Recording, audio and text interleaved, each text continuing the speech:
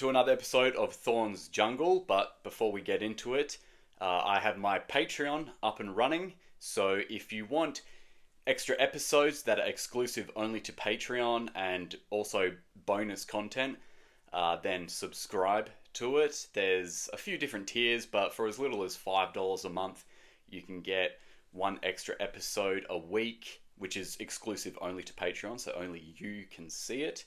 You'll also get bonus questions for the Ultimate Animal Quiz. We do like 5 or 6 extra questions and answers, so it's pretty much like a whole other extra mini episode of the Ultimate Animal Quiz. So yeah, get onto that, support the show, and get extra bonus content. There's all sorts of goodies on there. Today's episode is going to be something a little different, but not super different. It's a cryptid episode. So cryptozoology, for those that don't know, things like Bigfoot, Loch Ness Monster, Yeti, they're all cryptids. Cryptozoology means the study of hidden animals. And as I've always said, there are certain cryptids that I've always hold in higher regard and in higher possibility of existing. There are some that are just so outrageous where it's like, nah, that thing doesn't exist. But today's episode is on the Almasty, which is also called the Almas. And it's basically the Bigfoot of the Caucasus Mountain area. So mostly in Russia is where most of the sightings of this cryptid come from. And today I'm going to be reading it was a study that was done quite a few years ago. Let me just see. Well, 2015 by a Marie Jean Kaufman. So she went out to the foothills of this mountain in Russia, Mount Elbrus in Russia, and basically interviewed a bunch of the farmers and villagers that live in that area to get more information about the Almasty. Now, this report that I'm reading from, it's super detailed. It's like, how many pages is it? 27 pages. And it goes into, things like how the Soviets were looking into the Almasty, things like that. But what I'm going to read to you today is like very detailed eyewitness accounts of the Almasty. She went out and she got so much information about this creature. And you know what? A few years back, if you would ask me if the Almasty existed, I probably would have said, nah, probably not. But I remember reading this report a few years back, and I was like in bed reading it just on my phone, and I couldn't put it down. I was like, this is crazy. And you will notice some of the similarities between each witness report, each witness's account, and that sort of lends to more, credence and higher level of evidence that this creature is an actual creature that exists. You'll notice some of the similarities in the description are things like the vocalizations. They all describe very similar vocalizations. Just the descriptions are very similar. The way they do things with their facial expressions in each different account are very similar. Even small details that these people, why would you make up? Things like their feet and their toes being splayed apart, which is what our feet naturally should look like if it wasn't for the invention of footwear like shoes and high heels. Our toes would be very spaced apart. And if you see some tribes in Africa, South America, Indonesia, things like that, where they never really wear footwear, their toes are very spaced apart. So that's like another detail that just sort of lends credence to these eyewitness accounts. So this episode's basically going to be me reading these eyewitness accounts, and it's super fascinating. I hope you find it fascinating. So sit back and listen to some of these stories because they are absolutely incredible. It's going to be like basically your own little audio book with me narrating, but they're bloody really cool, really cool. The first one is titled Three Almasties Hiding Under a Rock. This was from an eyewitness called, and look, again, my pronunciation of these names are going to be butchered, Komyechev Talib. I'm just going to say Talib. She was a 67-year-old Kabardian, one of the most respected elders in the village. And this is her eyewitness account of an Almasty. She says, it was probably in 1930 or 1931, in June or at the end of May, when our cattle left for alpine pastures of Elbruz, which is that mountain. I was chief of the group. We had left to inspect the herds with a veterinarian. Well, rain had surprised one of my shepherds, Chaghir, very high up on the slopes, and he had gone to take refuge under a rocky overhang. When he approached it, there were three Almasties sitting under it. Chaghir was a little frightened, but as the rain was then falling much harder, he decided to stay there anyway, except staying at a distance from the Almasties. They looked at one another, and then the rain stopped and Chaghir came down to the farm. He did not say anything to anyone. Very early in the morning, I was awakened by cries, a tremendous noise, and I saw that the shepherds were running to assemble their herds and were taking the cattle down the valley. Why are they leaving? I asked. There are Almasties under the rock, said Chaghir. Up there. At that moment, Chaghir declared, it's true. And there were three Almasties sitting up there. I saw them yesterday evening. I was really angry, this woman said. I said to Chaghir, you're an idiot. You were frightened by a bush. No, said Chaghir, I saw them. Well, why didn't you tell anyone? The woman said. Because the old people have warned, when you see an Almasty for the first time, if you tell anyone about it, you will get a bad headache. Well, for me, it was the first time I'd seen one, he said. I continued not to believe this. They said to me, okay, go ahead and see for yourself. So this is Chaghir, what him and the herders are saying to this lady. So she got together about 10 or 15 people and made half a circle around the rock. She says, we stayed there until dinner time. Some went away and others came back, meaning some of the shepherds. The three Almasty were seated under the overhang, two of medium size and the other one was bigger. The one that was the biggest was in the middle. They were sitting on rocks facing us, hunched over with their heads down. From time to time, they raised their heads slightly and looked at us from under their brows. Their heads were very ugly, not nice at all. They resemble a human face a little, but the nose is shorter and flattened. The eyes are slanted and reddish. Their cheeks are very prominent, like those of a Mongol or a Korean, but even more so. The lips are thin, and the lower jaw is receding, as though cut on a bias. Their hair is long like that of a woman and tangled.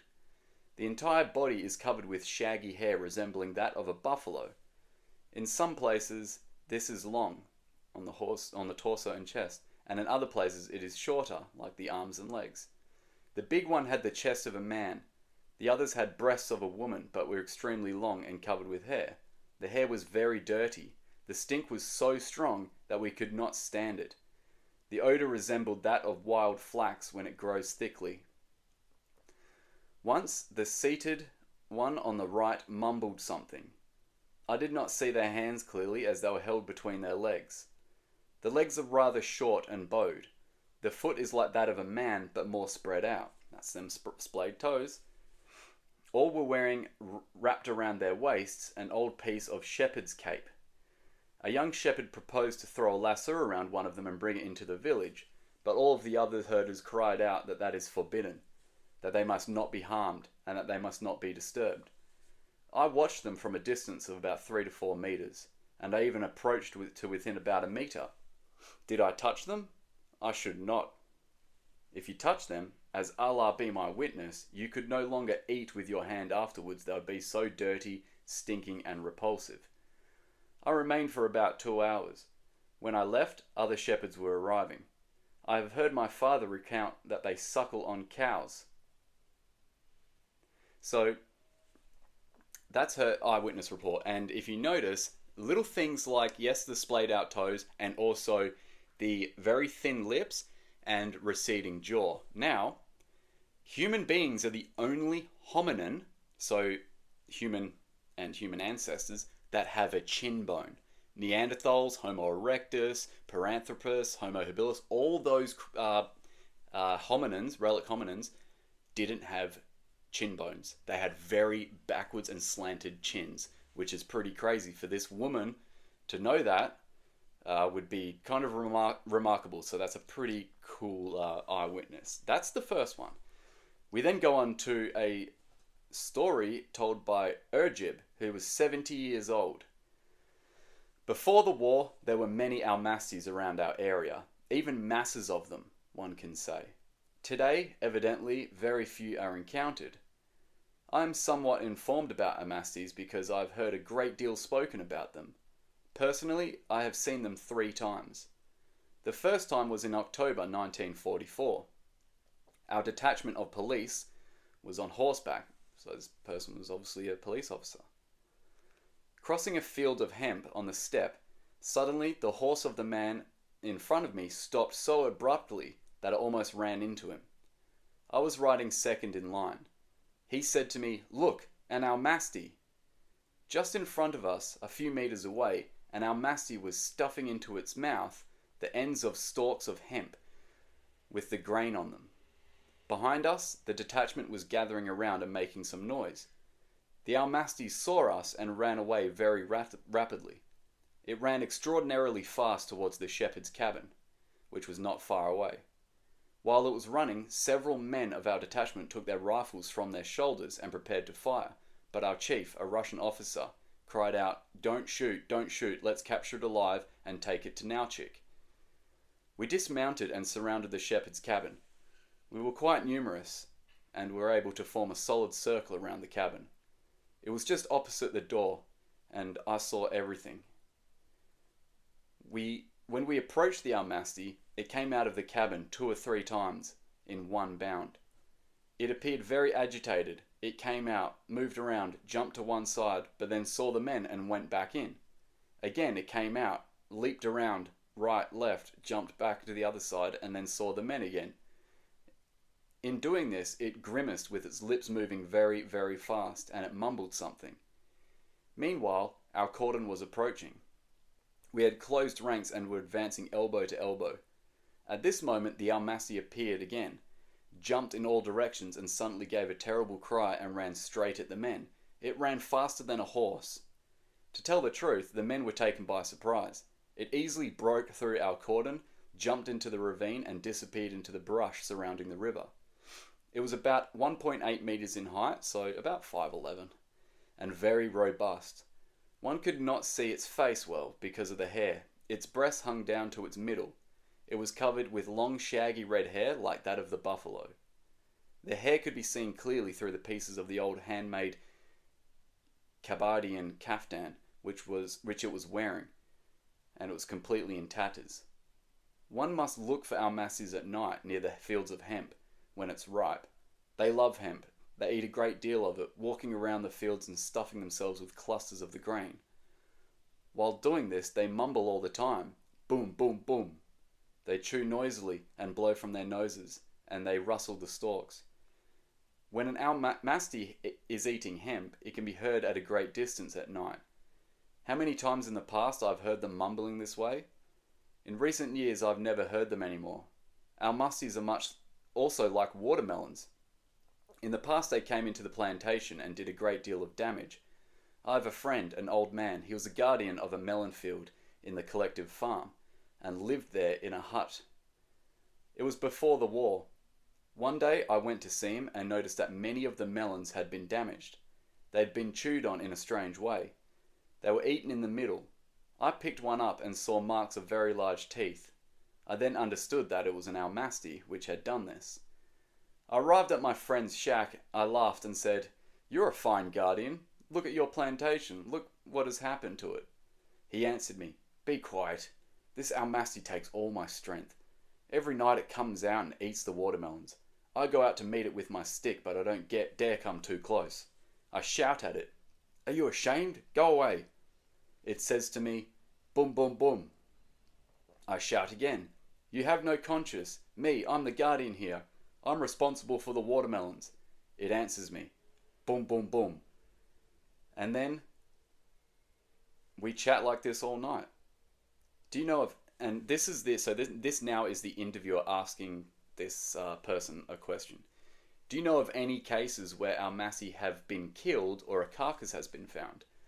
And this eyewitness replies, 30 or 40 years ago, 2 shepherds came and told how they had found in a forest a very recently dead carcass of an Almasty, devoured by wolves or dogs.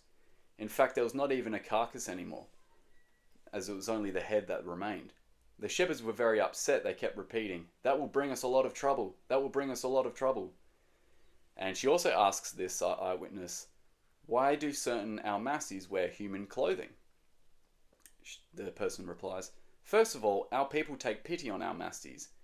Earlier, it happened very often that Almasties came to our houses for us to give them something to eat. At the time, they would be given some clothing that they would not be cold. Secondly, the Almasties take things themselves. That happens very often.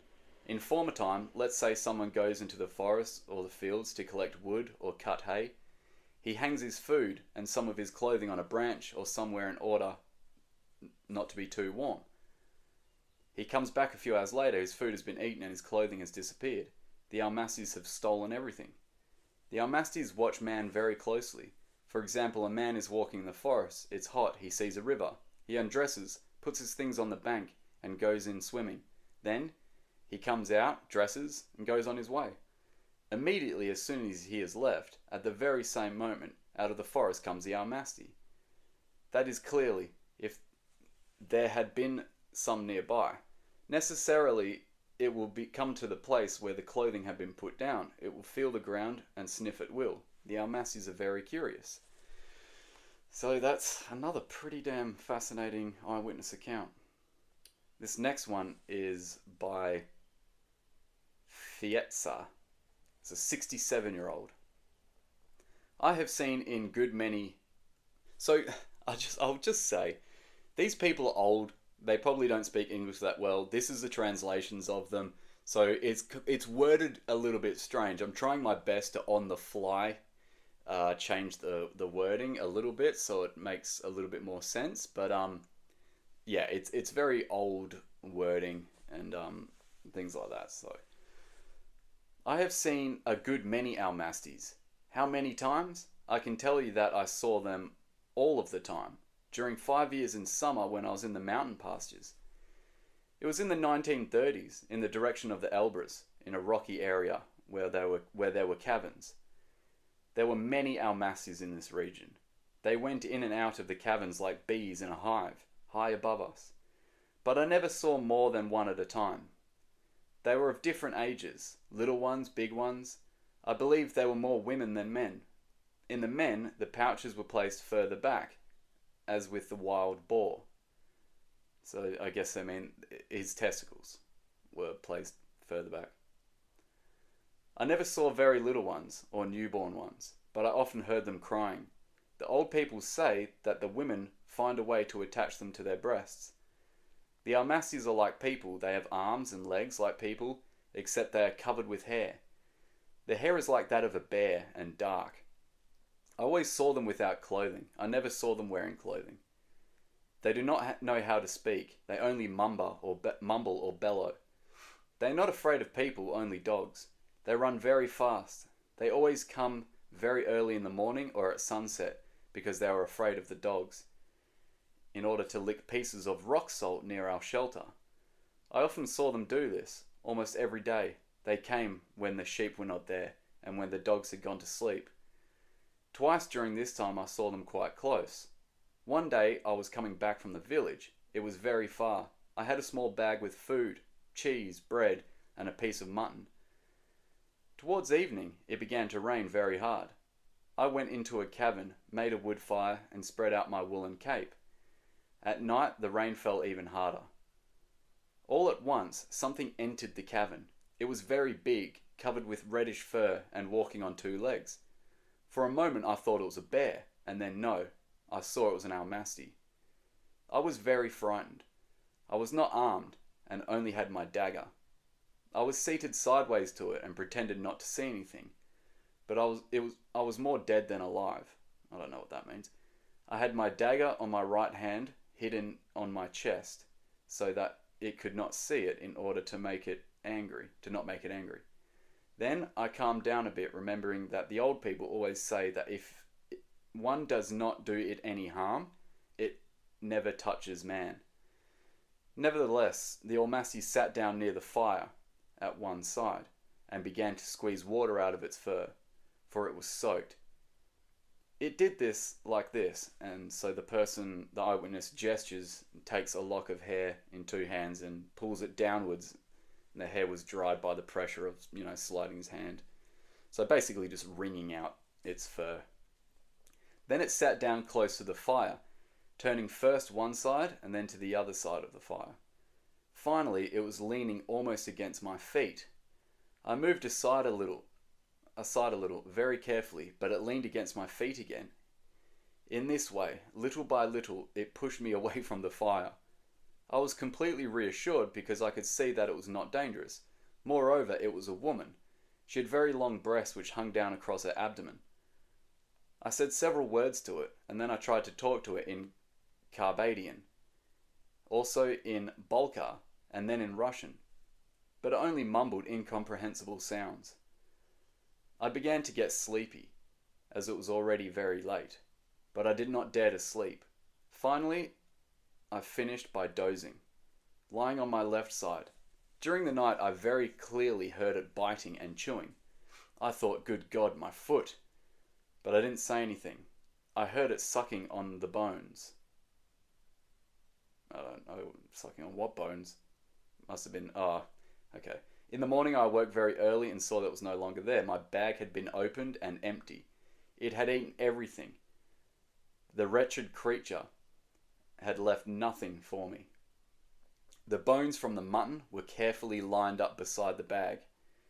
The other time it happened this way, I had left with 2 donkeys to try and make my luck at hunting, staying in a cabin of neighbouring Balkars who were absent. It was in the brush, not far from our sheepfold. Our 4 dogs, big Caucasian sheepdogs, had followed me. It was toward evening when we approached the dogs. The dogs suddenly ran forward and began to run around the cabin, barking. I said to myself, there is something in the cabin. I came to the door and opened it carefully. In the middle of the cabin, an Almasty was standing. I stayed in the door, and the Almasty looked at me, its lips moving very fast. It should have stayed there, as I would never have allowed the dogs to do it any harm. But it was probably very frightened. Suddenly, it jumped towards the door and escaped, hitting me on the left shoulder as it did so. I almost fell.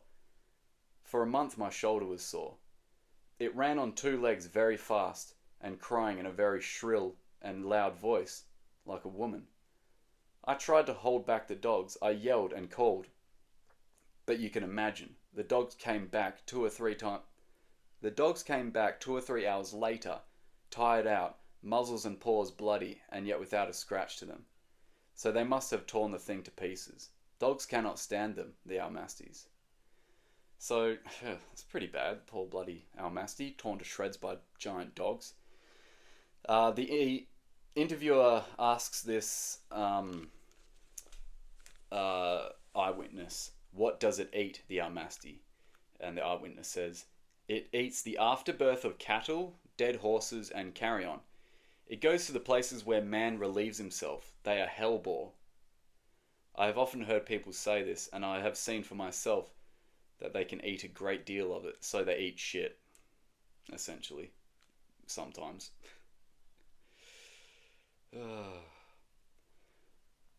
The next eyewitness sighting.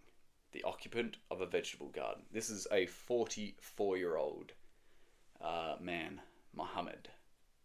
It was 1939 or 1940 in summer where she came from. I do not know.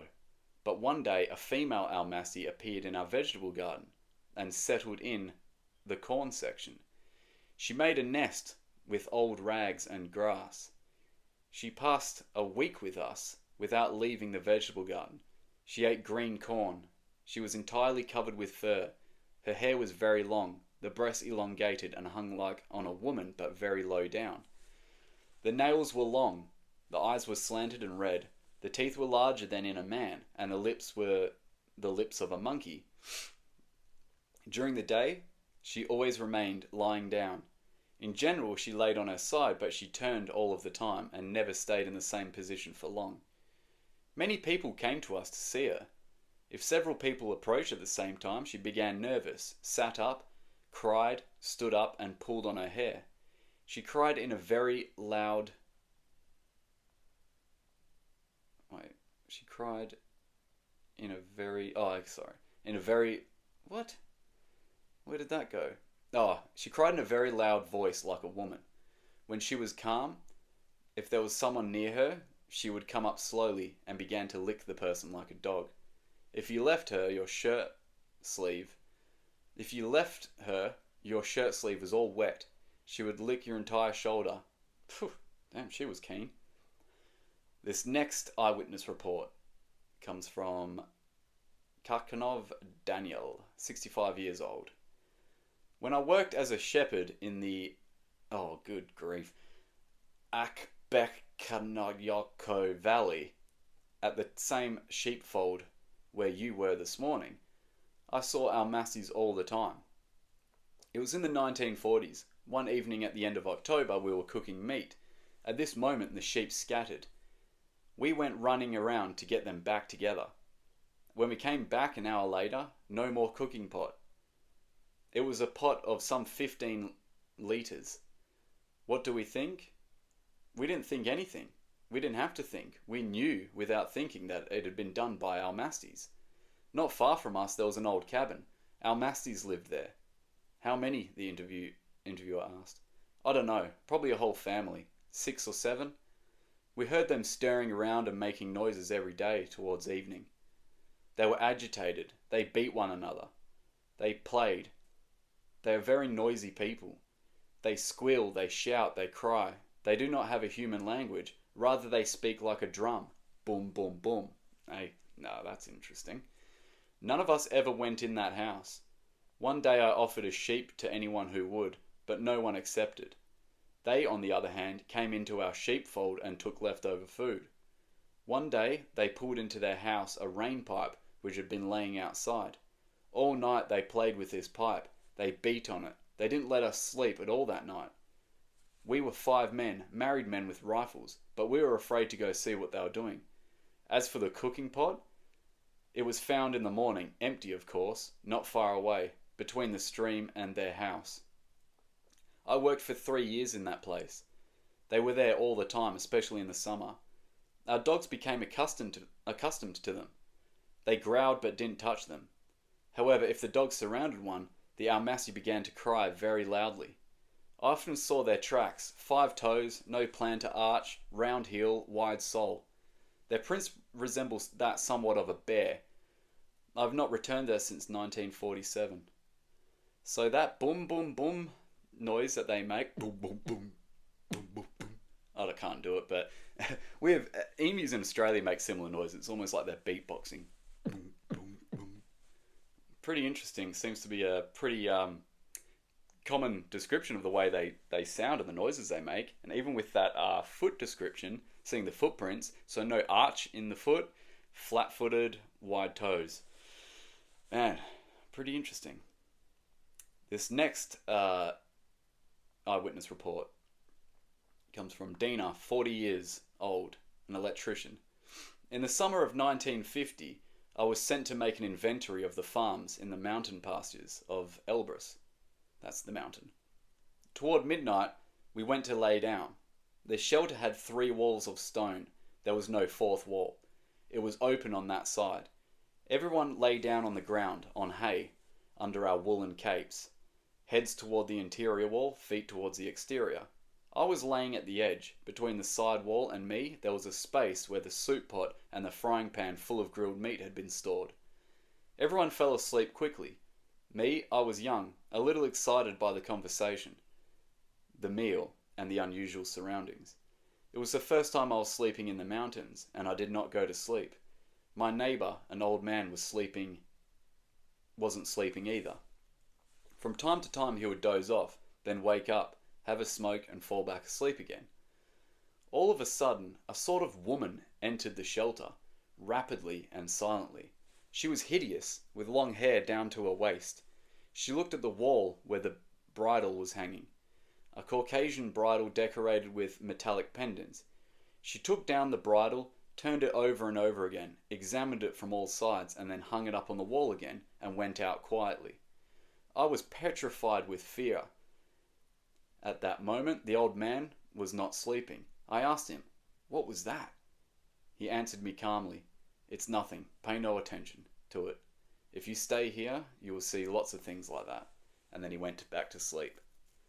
All at once, she reappeared, stopped, stood motionlessly, examined very carefully the sleeping man. She rapidly approached the saucepans and found herself 1 or 2 meters from me. The pot was covered with its lid, as is our custom. The frying pan was covered with another frying pan. She stooped down, took the cover off the frying pan quickly and quietly, and began to eat. She ate at random, at times the meat from the frying pan, at times the soup. She dipped into the soup with the big wooden ladle which she had taken from the cover.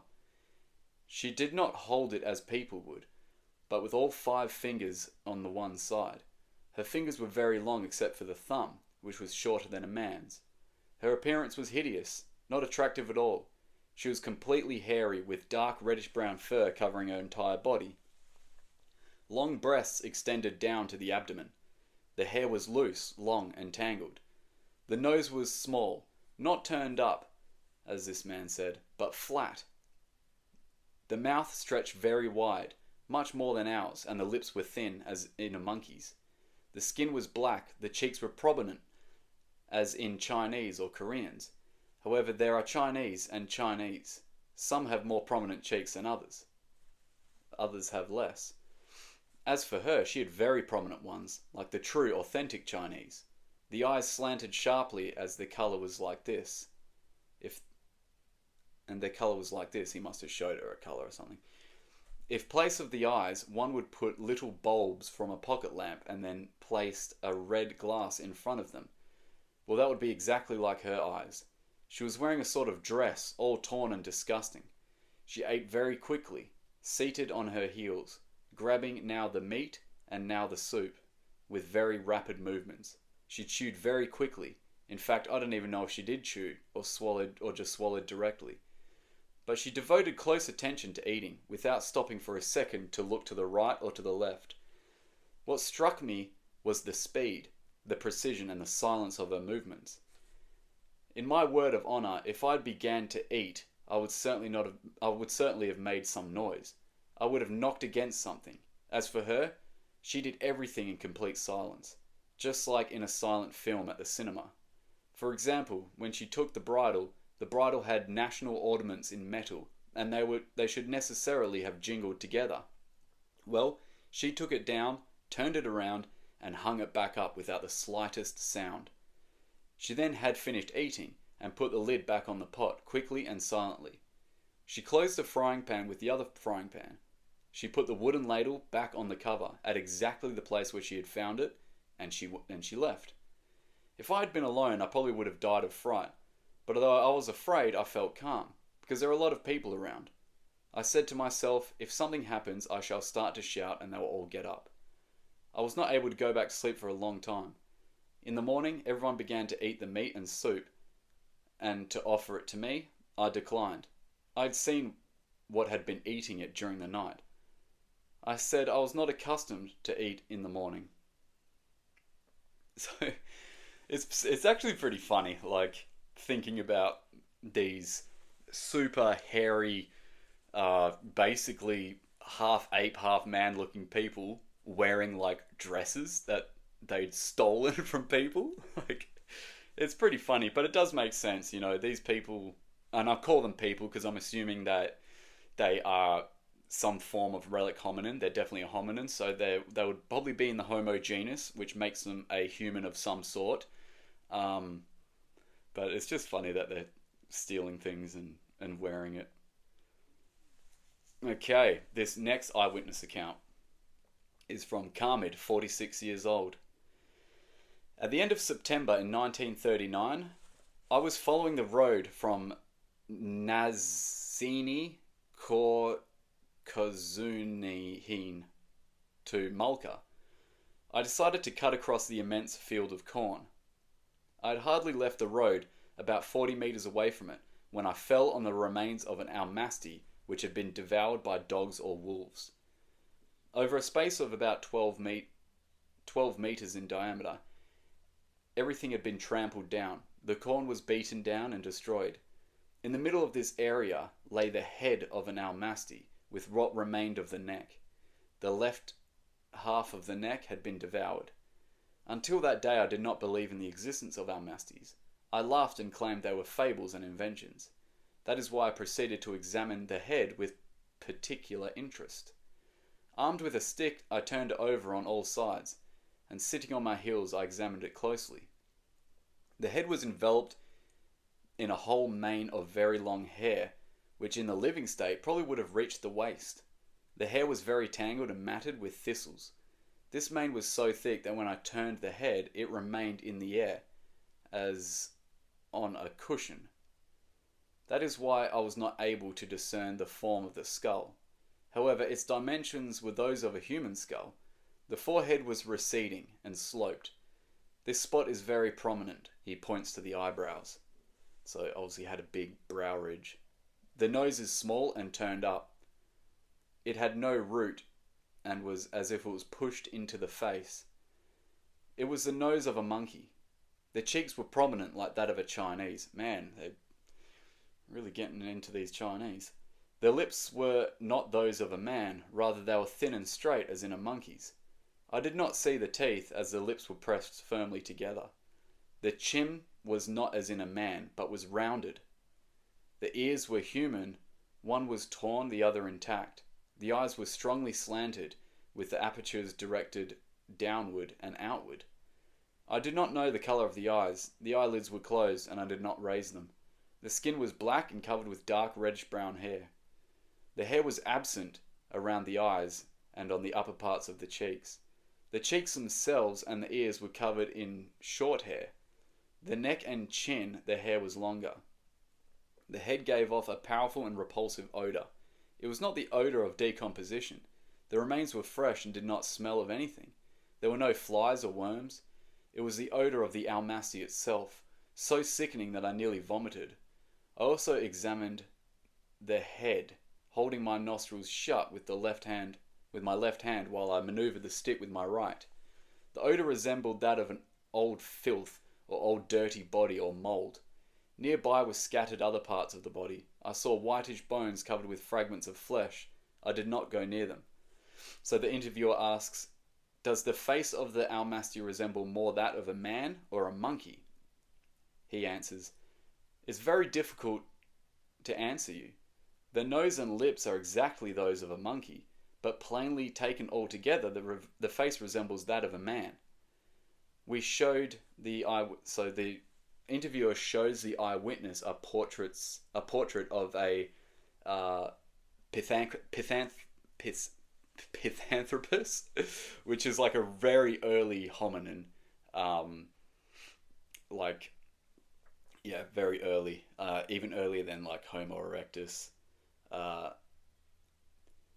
And the eyewitness said, and he noted a certain amount of resemblance between its nose and that of the Almasty. He pointed to the chin. He repeated several times, exactly like that. The mouth also bore a certain resemblance. The eyes of their apertures were totally different. Overall, aside from the lower part of the face, he found no general similarity to the Almasty. So from the, I guess, the eyes down, um, he said it looks like the uh, Pithecanthropus, but the eyes up, not really. Okay, next eyewitness report. How fascinating are these? Like, this is insane to me. Reading this is absolutely insane. You need to understand that these are just farmers, villagers, people that live in remote places that are giving these eyewitness reports. This lady that's doing these reports went out and sought out people like this. No, none of these people came to her or anything like that to give their reports, so they're not getting anything out of this. So just keep that in mind. The next one, a birth in an Almasty family. So this is from a 55-year-old farmer. A month ago, on the 10th of August, wow, this is a pretty recent one. On the 10th of August in 1964, about 3 kilometers from the village, I was scything in a field of sunflowers where there remained some open places where seeds had not been sown. Suddenly, I heard a strong noise, as if somebody were blowing noisily, like a dog, when a fly gets near their nose. When the sound occurred a third time, I put down my scythe and went to look. Suddenly, 2 arms, like human ones, but long, black and hairy, extended from the foliage in my direction. I ran immediately to my cart and climbed up on it. It had been unhitched about 10 meters away. Standing on the cart, I saw a silhouette resembling a human one, which was bent over and was pushing into the sunflowers. I only saw clearly the back, which was covered with long reddish fur like that of a buffalo, and the long hair of the head. I did not see its face. When the Almasty left, I recognized it at once, because formerly I had seen others. I came down from my cart and returned to my scythe. At that moment I heard a squealing at the same place. I advanced carefully and pushed the stalks apart. On the packed down grass, as in a nest, were lying 2 newborns. One was clear that she had just given birth. It was clear that she had just given birth. They were exactly like human babies, except they were smaller. They must have weighed around 2 kilos, no more. Apart from that, you would not have been able to distinguish them from our little ones. They had rosy skin, like human infants, exactly the same head, the same arms and legs. They were not hairy.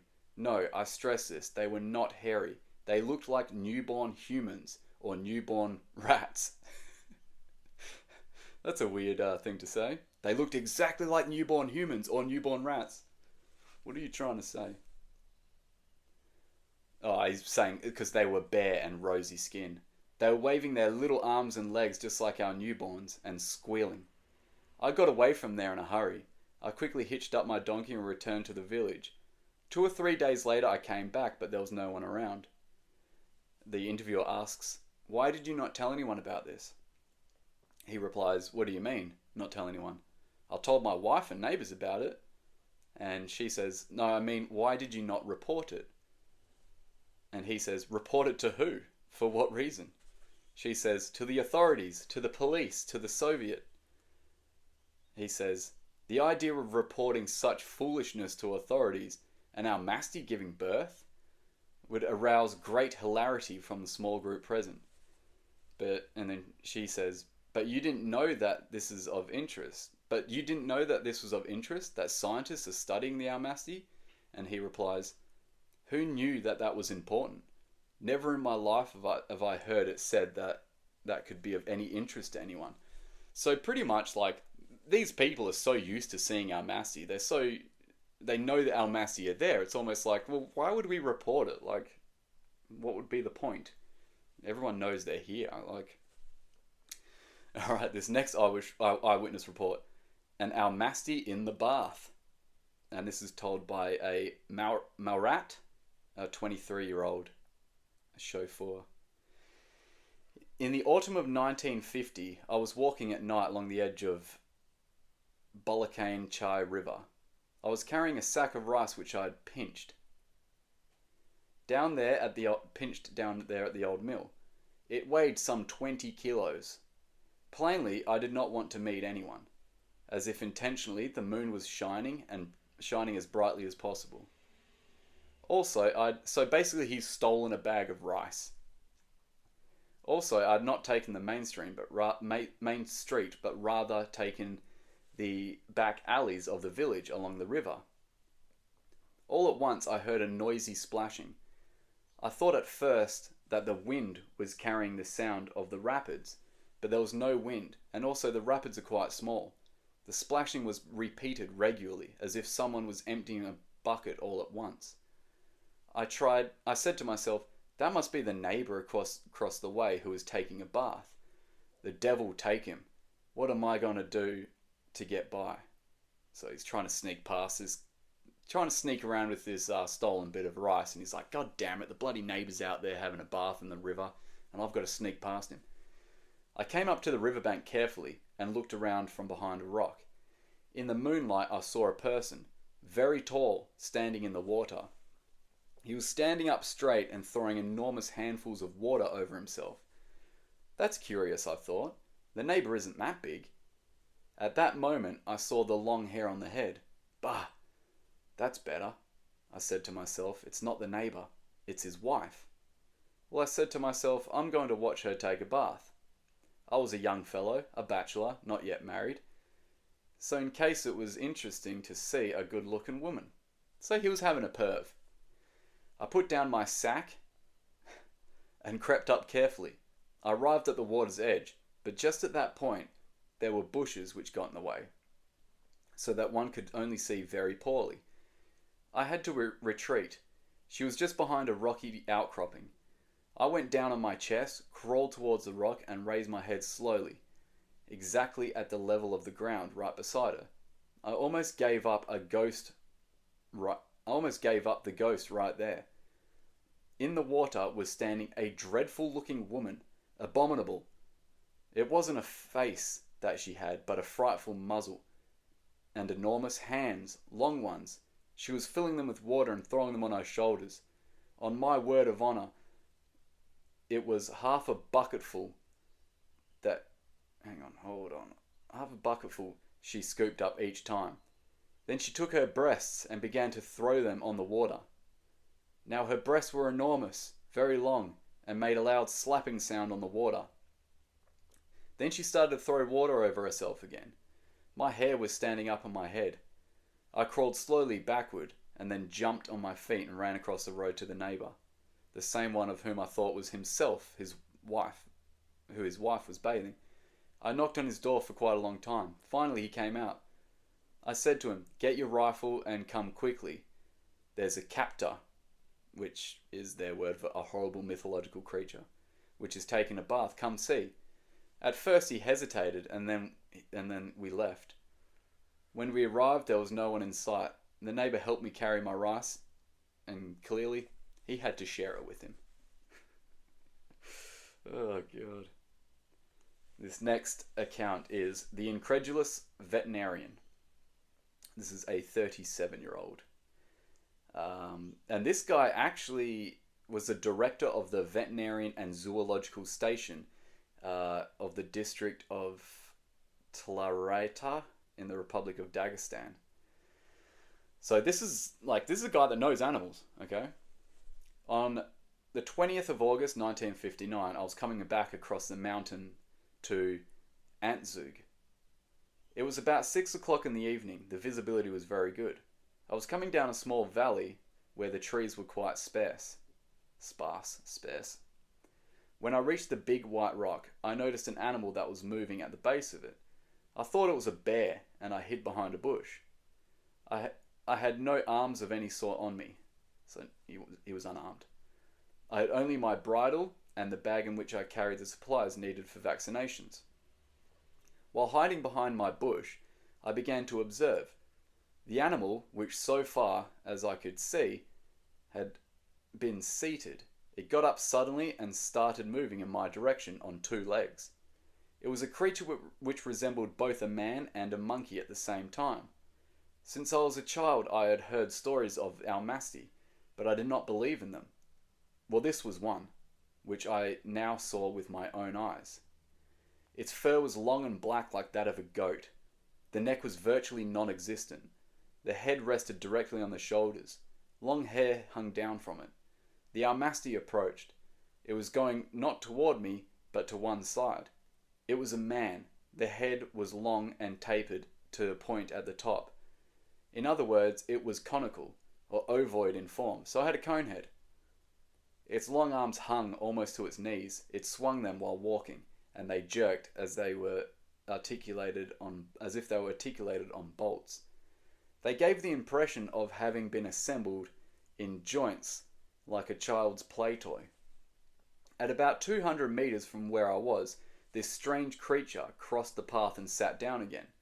It remained seated for 2 to 3 minutes with its hands touching the ground. It reminded me of an athlete doing warm-up exercises. Then it got up again and went toward a bush on the other side of the crest and disappeared. I did not see it anymore. I abandoned my bush and came calmly back to my horse. What struck me the most, it went up the slope very quickly, taking steps of a meter or even more. A man would not able to go up such a steep slope with such great strides. I thought of a chimpanzee which I had seen at the zoo. The fur of the chimpanzee is shorter, and its head more round. Its arms and legs were also shorter. It must be said, it is true, that the chimpanzee's size is much smaller. The Almasty measured about 1.8 meters and resembled more a man than a monkey. It walked erect with just its head inclined, a little forward from the shoulders. There was no tail. Another typical thing, with wolves and bear, one always sees the ears, even if they have short ones. Whereas here, the hair covered the ears and were not that visible. Clearly, I was afraid, but my curiosity was even stronger than my fear. I've lived 37 years and I'd always thought of the Almasty was the invention of superstitious people. Now I know that to be false. I saw it myself. That's a pretty reliable source there. Next eyewitness account. Abdul, 61. My neighbour, an old shepherd of 90 years with tremendous experience, had this adventure. In 1955, in the autumn, just as they did each year, the shepherds of the village led their flocks of sheep across the mountains towards the winter pastures in Azerbaijan. They had to cross the forest of Sari and stop there for the night. The shepherds killed a goat, made a wood fire, and began to prepare supper. Toward midnight, while they were getting ready to eat, they heard a very loud breathing and saw a creature of human appearance, covered with black fur. Its appearance had not produced any panic in the sheep. The shepherds were afraid. "It's an Alnub," said Musa. I guess these are colloquial terms for the Almasty, sort of regional terms. Probably it's hungry and wants us to give it something to eat. Taking some bread and a piece of meat which was cooking on the grill, he threw them to the Almasty. The Almasty leapt upon the food avidly and devoured it rapidly. Then, after remaining there for a little while, it backed away and disappeared into the darkness. Its eyes were shining like those of a cat. Fearing an attack by this being, which the shepherds, who were all Lazkes, knew little or not at all, they climbed up into the trees with their rifles. Indeed, at the end of about an hour and a half, the Almasty reappeared and tried to gather up the meat. At the moment, Musa fired. A terrible howling was heard. The Almasty dropped the meat and turned inward and turned towards the sound of the detonation. Now, it was the turn of Dowd to fire. The Almasty hurried away limping and disappeared in the forest. At dawn, the shepherds noticed traces of blood on the grass. Musa and Dowd followed the trail, while the third shepherd remained with the sheep. The trail led Musa and Dowd to the Pchar. Don't know what that is. Here on the bank, they found the bloody body of the Almasty. One bullet had struck it in the leg and the other had pierced its chest. It was about 2 meters tall, so that's 6'7". Its head had the shape of an egg. The nose was as though it had been pushed into the face. The chin was very sloped. It had long, tangled hair that hung from its head. The body gave off a strong and very repulsive odor. The shepherds said that no one would believe them, so that it was necessary to collect some clear proof. From the head, they cut off the ears and a handful of hair. From the right hand, they cut off the phalanges. They cut the phalanges off the thumbs and the index finger. When Musa and Dowd returned to their camp, they were already awaited by newly arrived shepherds. As they expected, the new arrivals did not believe them. They were not even convinced by the evident proof. Then Musa and Dowd led them to the riverbank where the body was laying. 3 months later, Musa came back to the village and began to build a house. He placed the ears and hair and the fingers in the foundation as a talisman to preserve them. It was at this moment he showed them to me. So again, this is the dude recounting this guy's story. So the guy that's recounting this story has seen the ears and the cut off fingers and stuff. What's this? Okay. So the next one is a story that was told by an engineer in 1960. So he's written into this person. He's written this story and sent it in. After having read your article, there would be a snowman in the Transcaucasia. I decided to write to you to tell you about an episode which happened to me some years ago. It was in the summer of 1940. We were with my brother, today an employee of the Academy of Arts in Georgia, in the village of blah blah, it doesn't matter, in the district of Lagodeki. We decided one day to go on an outing 3 to 4 kilometers from the village in the plantation of tobacco. A young boy of our family accompanied us. We were already about to return when the child cried out, look, somebody is watching us from the tree." We stared closely at the tree and discovered there was a man who, with his hand shading his eyes, he was watching in our direction. Nevertheless, he seemed not to have discovered us, and we kept quiet and decided to observe him. Soon, however, we had to change our minds. Indeed, this creature began to jump from one branch to another, upward and downward, and with such rapidity that we decided it was a monkey. Feeling more confident, we approached to within 25 to 30 meters. But then, we were overcome with real fear. It was something frightful, neither man nor monkey. It resembled rather a man of enormous size with long hair covering its entire body. Finally, it hung by its hands from the branch, jumped to the ground from a height of about 4 meters, and disappeared into the brush. Some minutes later, we heard footsteps and the sound of conversation, and 3 men from the neighbouring village made their appearance on the road. Now, the tree where this creature had been was quite close to the road. I must say that we all were really very much afraid. When we got back to the village, we recounted our adventure. Some people laughed, but others shared our sentiments. And the interviewer asked, why did, whatever his name, hang on. No, don't worry about that. That's of no concern. And that's the last of the eyewitness descriptions. There are a few follow-up questions to some of these eyewitness accounts. She says, do you believe that it was the wild man that you saw? Yes, it could have not have been us, like meaning humans.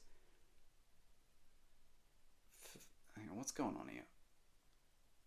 Okay, and now she's got some descriptions that most of the eyewitnesses have reported. They're between 2 meters or 1.8 meters to 2.2 meters. And basically the descriptions of everything all corroborates everyone else's story. The long reddish hair fur or dark fur, the lips, the eyes, the cheekbones, the smell, it's chattering and mumbling, it's boom, boom, boom sounds. It is insane how similar everybody's story is to one another. And these people are villages that are spread all throughout this district, so not even anywhere close to each other. You're talking like almost different countries, they're that far apart. But how insane are all of those descriptions? Like, I was reading it years ago and blown away by it, and only now I just sort of remembered it, that these exist, and it's such a under known report. You know, that 27-page report is so like I randomly stumbled across it. It wasn't reposted by anyone or anything. I randomly came across it, um, and it does look like Russian governments are looking into Almasty, and that is just a few of many sightings. On that report, she said that she gathered eyewitness reports from over 500 people, and they're just the ones that she managed to gather. So the Almasty, back in the day, we're talking back in sort of World War II period, it seems to have been pretty common. And even the eyewitnesses say that over the years it was becoming more and more rare, which it absolutely would. So, what do you make of this after hearing those eyewitness reports? To me, it is like super plausible that the Almasty exists or existed back then. It may be extinct now. Um, but to me, like, it's sounding super like Neanderthalish, or even a relic hominin that hasn't been discovered yet. So it doesn't necessarily have to be a Neanderthal, a Homo erectus, Paranthropus. It doesn't necessarily have to be any of those. Um, it could be a different branch of hominin that we just are yet to discover. Um, but there are also like little conspiracy theories that the Russian government knows about them, have known about them, have captured some of them, have the remains of them. As to why they're not making it publicly known, who knows? But there are cases of that happening in the past to where um, it might throw the common narrative of human evolution into question, or religious uh, things into question, things like that. So who actually knows why they would do that? But it does seem like the Almasty exists or existed. Now, there is a very famous case of an Almasty that was captured and almost raised like a human, even though she was treated like absolute crap. Her name was Zana, and I don't think she was a purebred Almasty. I think she was a half breed between human and Almasty. But apparently, she was like 6'10", crazy strong. They basically used her as a slave, like as a beast of burden, and the men would her at times, and she conceived children, and their children are still alive today. They even exhumed bodies of some of the grandchildren, great grandchildren or something, and did DNA tests on them, and the test came back either inconclusive or of African origin, like a Negrite's African, which wouldn't make sense because she wasn't black. Her skin was dark, but she was covered in hair and stuff, which we know African tribes and things like that, they're not hairy people. In fact, they have very little body hair because it's a used for thermoregulation. If you're out in the Sahara Desert or in a savanna in hot weather, you don't have hair. So there is that mystery behind Zana, and in the future I will do a complete episode on Zana because it's super fascinating. But anyway, I hope you enjoyed those eyewitness accounts. I certainly did. It still fascinates me to this day. I think more work needs to be done on that for sure. But yeah, have a good rest of your week. I'll see you next week for another episode of Thorn's Jungle. Or if you want more episodes, subscribe to the Patreon and you will get extra episodes every week, extra content. Like I said, you'll get video updates, video messages from me. There's a whole range of things. We have a chat, so you can chat to me. You can also give me topics and questions that I will cover on an episode of Thorn's Jungle. I will see you next time. Take care, everyone.